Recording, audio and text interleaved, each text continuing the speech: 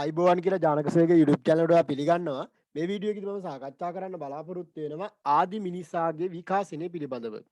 ඉතින් ආදි මිනිසා කියන පාඩමේ මිනිස්සු කොහොමද බිහි වුණේ කියලා තමයි අපි මේ පාඩමේදී සාකච්ඡා කරන්න බලාපොරොත්තු වෙන්නේ. ඉතින් ඔයාලා පළවෙනි වීඩියෝ එක බැලුවේ නැත්නම් පෘථිවියේ ආරම්භය පිළිබඳව ඔයගොල්ලෝ මේ වීඩියෝ එක බලන්න.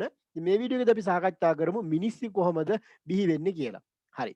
මිනිස්සු බිහි වෙන්නේ විශේෂයෙන් මතක තියාගන්න චිම්පන්සියුගෙන් පරිණාමයට පත් වෙලා නූතන මිනිසා දක්වාම පරිණාමයට පත් වෙනවා. ඔයාලට බලා ගන්න පුළුවන් මේ ඡායාරූපේ තියෙන්නේ මේ පරිණාමය සිදු වූ ආකාරය. ඉතින් මේ පරිණාමය සිදු වූ ආකාරය තමයි අපි මේ වීඩියෝ එකේදී සාකච්ඡා කරන්න බලාපොරොත්තු වෙන්නේ. ඔයාලට තේරෙන විදිහට අවශ්‍ය දේවල් මම පැහැදිලි කරන්නම්. හරි. අපි ඉස්සෙල්ලම කතා කරමු මේ මිනිසුන් බිහි වෙන අවධිය පිළිබඳව.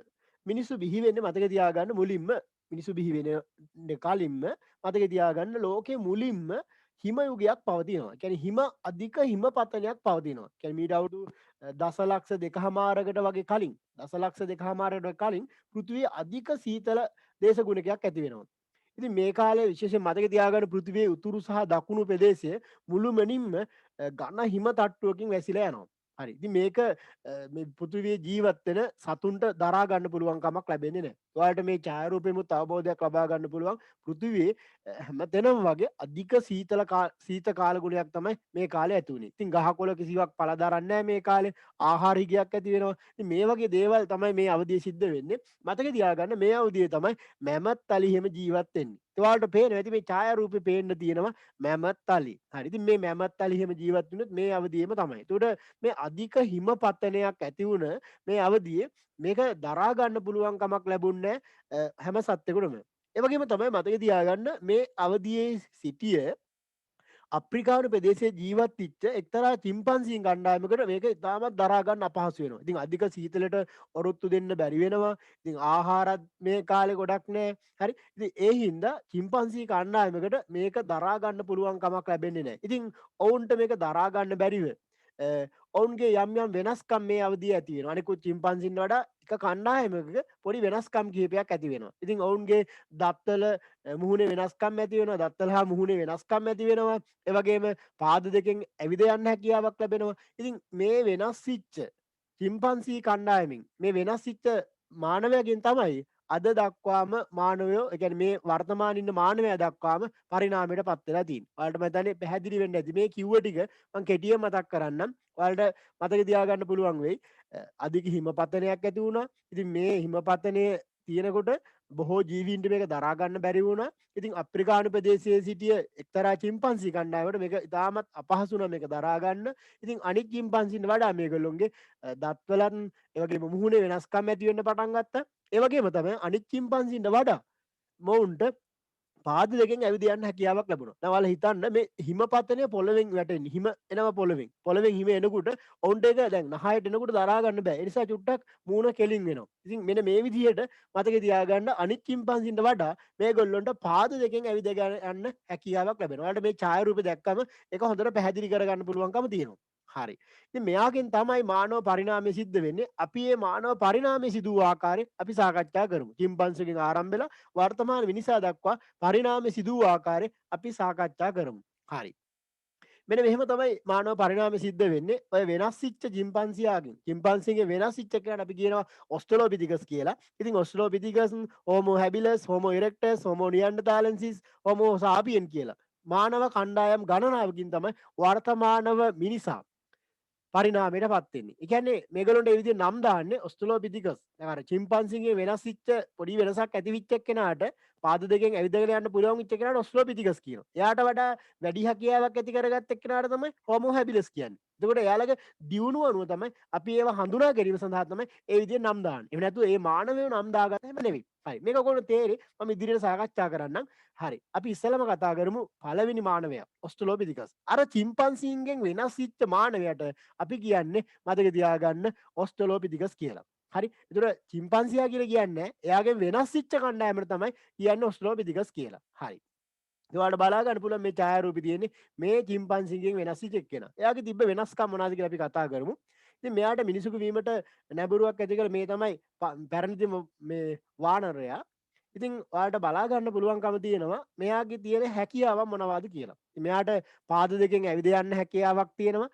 වෙනත් වානරින්ට කළ නොහැකි දේවල් මෙයාට කරන්න හැකියාවක් තියෙනවා. ඒතර මතක තියාගන්න ලොකු වෙනසක් නැහැ. හරි. චිම්පන්සිට වඩා ලොකු වෙනසක් නැහැ. මෙයාට පාද දෙකෙන් ඇවිද යන්න හැකියාවක් තියෙනවා. දත්වල වෙනස්කමක් ඇති වුණා. මූණේ පොඩි වෙනස්කමක් ඇති වුණා. පැහැදිලිද? මේවා තමයි ඔස්ට්‍රලෝපිතිකස් කියන මානවයාගේ තිබ්බ වෙනස්කම්. ඉතින් මෙයා ජීවත් වුණේ මතක තියාගන්න මීට අවුරුදු දසලක්ෂ 3.8කට වගේ කලින් තමයි ජීවත් වෙලා තියෙන්නේ. හරි. ඉතින් එකම කාලෙක නෙවෙයි තියුර මෙයා අවුරුදු ගාණක් තිස්සේ මෙයා ජීවත් වෙලා තියෙනවා. හරි. ඒතර ඔයගොල්ලෝ පැහැදිලි ඇති කියලා විශ්වාස කරනවා ඔස්ට්‍රලෝපිතිකස් පිළිබඳව. බලන්න ඔයාලට මේක මතකද කියලා. ඔස්ට්‍රලෝපිතිකස් පාද දෙකෙන් ඇවිද යන්න හැකියාවක් තියෙනවා. ඒතර මෙයා ජීවත් වෙලා තියෙන මීට අවුරුදු දසලක්ෂ 3.8කට වගේ කලින් ඔහු ජීවත් වෙලා තියෙනවා. හරි. මම හිතන්නේ පැහැදිලි ඇති. ඒතර චිම්පන්සිගේ වෙනස් වෙච්ච මානවයට අපි කියනවා ඔස්ට්‍රලෝපිතිකස්. මෙයා තමයි ක්‍රමානුකූලව පරිණාමයට පත් වෙන්නේ. ඉතින් මෙයාගේ කාලයක් යනකොට මෙයා දියුණු තත්ත්වයට පත් වෙනවා. එතකොට ඒ දියුණු තත්ත්වයට පත් වෙච්ච මෙයාගෙන් ආරම්භ වෙලා ඒ දියුණු වෙච්ච මානව කණ්ඩායම අපි හඳුන්වනවා මතක තියාගන්න හෝමෝ හැබිලස් කියලා කියනවා. හෝමෝ හැබිලස් කියන මානවයාට තවත් නමක් කියනවා අපි හැකිමිනිසා කියලා කියනවා. එතකොට හැකිමිනිසා කියන්නේ මතක තියාගන්න හෝමෝ හැබිලස්ට. හරි. මෙයාගේ තිබ්බ හැකියාව මොනවද? අපි කතා කරමු.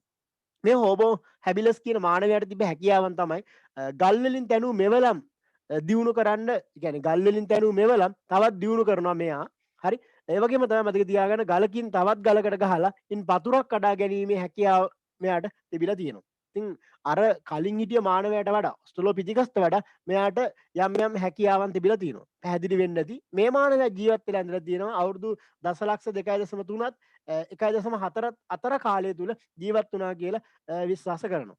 මම හිතනවා ඔයාලට අවබෝධයක් ලැබෙන්නේ නැති හෝමෝ හැබිලස්. ඒතර ඔයාලා පාඩම් කරගන්න ඕනි දෙවිනි මානවයා තමයි හෝමෝ හැබිලස්. එයාට කියනවා හැකිමිනිසා කියලා. ඒ වගේම තමයි එයා ගල් වලින් දරු මෙවලම් තවදුරටත් වැඩි දියුණු කරලා හොඳ තියුණු ආයුධ නිර්මාණය කරගෙන තියෙනවා. හරි. මොහු ජීවත් වෙලා තියෙන වසර දසලක්ෂ 2.3ත් 1.4ත් අතර කාලය කියලා මතක තියාගන්න. මම හිතනවා ඔයාලට හොඳ අවබෝධයක් ලැබෙන්නේ නැති කියලා විශ්වාස කරනවා. ඊළඟට තුන්වෙනි කණ්ඩායම. මේගොල්ලෝ දියුණුවටපත් වෙලා ඊළඟට මේගොල්ලොන්ගෙන් බිහි වෙන කණ්ඩායමට අපි කියනවා හෝමෝ ඉරෙක්ටස් කියලා කිය. හරි. ඔයාලට බලා ගන්න පුළුවන් මේ ඡායාරූපෙ ඉන්නේ හෝමෝ ඉරෙක්ටස් මානවයා. හරි. මෙයාගේ තිබ්බ හැකියාව මොනවද? අපි කතා කරමු. ගින්දර භාවිතයට පුරුදු වෙන්නේ මෙන්න මේ හෝමෝ ඉරෙක්ටස් කියන මානවයා. ඉතින් ගින්දර භාවිතයෙන් ආහාර පුලුස්සා ගැනීම හැකියාවක් ලැබෙනවා. ඉතින් ඒ නිසා ආහාර පුලුස්සා ගැනීම ආහාර අනුභව කිරීම නිසා ඔවුන්ට ඒ ආහාර හොඳින් දිරවා ගැනීමටත් හැකියාවක් ලැබෙනවා. ඒ වගේම තමයි මතක තියාගන්න මෙයාට ඒ නිසාම විවිධ හැකියාවන් ලැබෙනවා. විශේෂයෙන්ම ගින්දර සොයා ගැනීම නිසා සීත කාලවලදී උණුසුම් වීමට හැකියවීමත් නිසා මෙයාගේ ශාරීරික සුව පහසුතාවය ඇතිවීම නිසා ශරීරයේ හැඩේ පවා වෙනස් වෙලා තියෙනවා. ඉතින් ඔන්න ඕවා තමයි අපිට හඳුනා ගන්න පුළුවන්නේ හෝමෝ ඉරෙක්ටස් කියන මානවයාගේ. දැන් බලන්න ඔයාලට මතක තියාගන්න පුළුවන්ද කියලා හෝමෝ ඉරෙක්ටස්. හෝමෝ ඉරෙක්ටස් තමයි ගින්දර භාවිතයට පුරුදු වෙන්නේ. ඒතකොට මෙයා ගින්දර භාවිතය නිසා ආහාර පුලුස්සාගෙන අනුභව කරන්න පුරුදු වුණා. ඉතින් ඒ නිසාම ගින්දර භාවිතයත් එක්කම ඔවුන් සීත කාලවලදී සුව පහසුව ජීවත් වෙන්න ඔවුන්ට හැකියාවක් ලැබුණා. ඒ හින්දාම ඔවුන්ට ශරීරයේ හැඩයත් වෙනස් වුණා කියලා අපි කතා කරා. ඉතින් ඔන්න ඔය ටික මතක තියාගන්න අපි කතා කරේ හෝමෝ ඉරෙක්ටස් පිළිබඳව. ඔවුන් ජීවත් වෙලා තිනවා මීට අවුරුදු දසලක්ෂ 1800කට වගේ කලින් කාලයක තමයි ජීවත් වුණා කියලා විශ්වාස කරන්නේ. හරි. මම හිතනවා ඔයගොල්ලන්ට හෝමෝ ඉරෙක්ටස් පිළිබඳවත් අවබෝධයක් ලැබෙන්න ඇති කියලා. ඊළඟට අපි සාකච්ඡා කරමු හෝමෝ නියන්ඩර්තාලෙන්සිස් පිළිබඳව. ඔයා දන්නවද හෝමෝ නියන්ඩර්තාලෙන්ස් පිළිබඳව? හෝමෝ නියන්ඩර්තාලෙන්සිස් පිළිබඳව ඔයගොල්ලන්ට පේනවා ඇති ඡායාරූපයක්. මේ තියෙන හෝමෝ නියන්ඩර්තාලෙන්ස් පිළිබඳව. ඉතින් මේ මානවයාගේ ගති ලක්ෂණ අපි සාකච්ඡා කරමු. ඉතින් පැරණි මානවයින් අද ජීවත් වෙන මිනිස් වර්ගයාට සම්බන්ධ වෙන්නේ මේ මානවයා හරහා. ඉතින් මේ මානවයා ජීවත් වෙලා තියෙන මීට අවුරුදු 6 ලක්ෂයකට වගේ කලින්. අවුරුදු 6 ලක්ෂයකට වගේ කලින් තමයි මෙයා ජීවත් වෙලා ඉඳලා තියෙන්නේ. විශේෂයෙන් මතක තියාගන්න විශාල සතුන්ගේ ඇටකඩු භාවිතා කරලා නිවාස ඉදි කරලා තියෙනවා මේ මානවයා. ඉතින් මේ මානවයාගේ හැකියාවන් මතක තියාගන්න විශාල සතුන්ගේ ඇටකඩු භාවිතා කරලා නිවාස ඉදි කරලා තියෙනවා. ඒ වගේම තමයි මතක තියාගන්න එළවලු වර්ග පිසලා, ඒ කියන්නේ උයලා අපි දැන් වර්තමානය වගේ නෙවෙයි. හරි මතක තියාගන්න ආහාරයට ලබාගෙන තියෙනවා. ඒතර එළවලු වර්ග පිසලා ආහාරයට ලබාගෙන තියෙනවා. ඉතින් මෙන්න මේ වගේ දේවල් තමයි අපිට මෙයා ගැන සාකච්ඡා කරන්න තියෙන්නේ. විශේෂයෙන් මතක තියාගන්න මේ හෝමෝ නියන්ඩර්තාලෙන්සිස් හොඳ දඩයක්කාරයෙක් කියලා සඳහන් වෙනවා. ඔයාලට බලා ගන්න පුළුවන් මේ ඡායාරූපෙමුත් පැහැදිලි වෙනවා. එයා දඩයමක් කරගෙන තමයි එයා එන්නේ. ඉතින් එයා හොඳ දඩයක්කාරයෙක් කියලා තමයි හඳුන්වලා තියෙන්නේ. හරි මම දැන් ඔයාලට හෝමෝ නියන්ඩර්තාලස් පිළිබඳව අවබෝධයක් ලැබෙන්නේ නැති. ඒතර අවුරුදු 6 ලක්ෂයකට කලින් වගේ තමයි ජීවත් වෙන්නේ. සත්තුන්ගේ අටකඩු භාවිතා කරලා නිවාස ඉදි කරලා තියෙනවා. එළවලු පිස අනුභව කරලා තියෙනවා. හොඳ දඩයක්කාරයෙක් කියලා මතක තියාගන්න. හරි. අපි එහෙනම් හෝමෝ නියන්ඩර්තාලස් පිළිබඳව කතා කරා. ඊළඟට අපි සාකච්ඡා කරමු හෝමෝ සාපියන් මානවයා. දන්නවද හෝමෝ සාපියන් මානවයා පිළිබඳව? හෝමෝ සාපියන් දැන් බලාගන්න පුළුවන් ඔයාලට මේ ඡායාරූපේ හෝමෝ සාපියන් වර්තමාන මිනිස්සු වගේමයි. පොඩි වෙනසක් නෑ එච්චරම. හරි. මතක තියාගන්න මෙයාට තිබ්බ හැකියාවන් ගැන අපි සාකච්ඡා කරමු. එකිනෙකා අතර අදහස් සුවමාරු කර ගැනීමේ හැකියාවක් ලැබෙනවා. කියන්නේ භාෂාවක් භාවිතා කරලා තියෙනවා. මතක තියාගන්න හෝමෝ සාපියන් කියන මානවයා. ඉතින් මෙයාලා හැඟීම් ප්‍රකාශ කිරීම සඳහා සංගීතය, නැටුම්, චිත්‍ර වගේ දේවල් මේගොල්ලෝ භාවිතා කරලා තියෙනවා. ඒතකොට චිත්‍ර, නැටුම්, සංගීත වගේ දේවල් මේගොල්ලෝ ළඟ තමයි මුලින්ම ආරම්භ වෙලා තියෙන්නේ. හරි. ඒ වගේම තමයි මතක තියාගන්න අපිට ළඟම මානවයා හරි අපිට ළඟම මානවයා තමයි හෝමෝ සාපියන් කියන එක මතක තියාගන්න. හෝමෝ සේපියන් කියලා තියෙනවා අපි. මේ හෝමෝ සාපියන් ගෙන් තමයි අපිත් වර්තමානයේ පැවතෙන්නේ කියන එක තමයි ඉතිහාසඥයන්ගේ මතය වන්නේ. හරි මම හිතන්නේ ඔයාලට හොඳ අවබෝධයක් ලැබෙන්නේ නැති. එතකොට හෝමෝ සාපියන් ගැන අපි කතා කරා.